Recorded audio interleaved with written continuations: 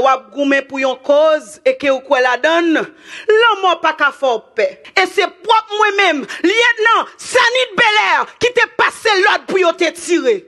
Attention, on joue, feu, liberté! Afrique-Haïti, deux femmes, une même lutte pour la liberté.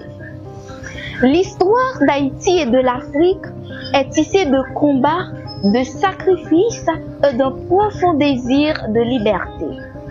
À des époques différentes, sur deux continents séparés par l'Atlantique, deux femmes se sont opposées contre l'oppression. Sanit Belair, héroïne de l'indépendance haïtienne, et André Bloin, militante panafricaine. Deux voix, une même force, un même idéal.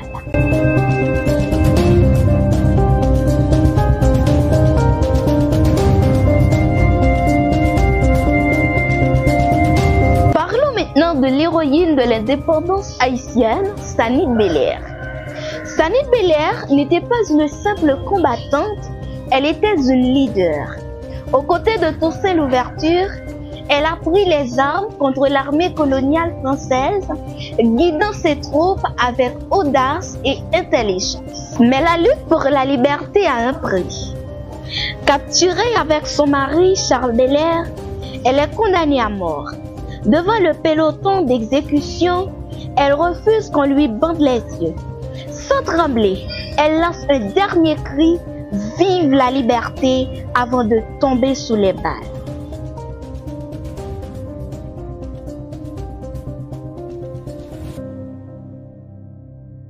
Son courage et son sacrifice font d'elle une figure immortelle de l'histoire haïtienne.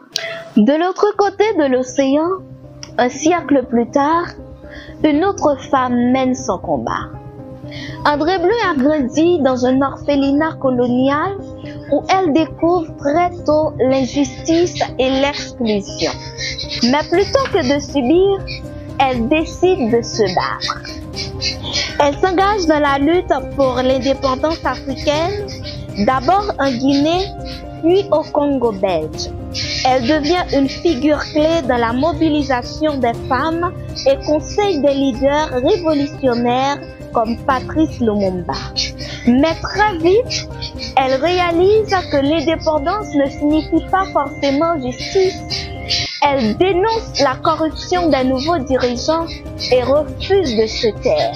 Sanit Belair et André Bloin, deux femmes, deux continents, un même combat.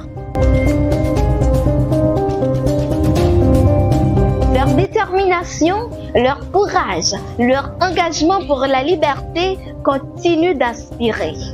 Aujourd'hui encore, leur héritage nous rappelle qu'aucune oppression n'est éternelle et que la lutte pour la justice ne connaît ni frontières ni époque.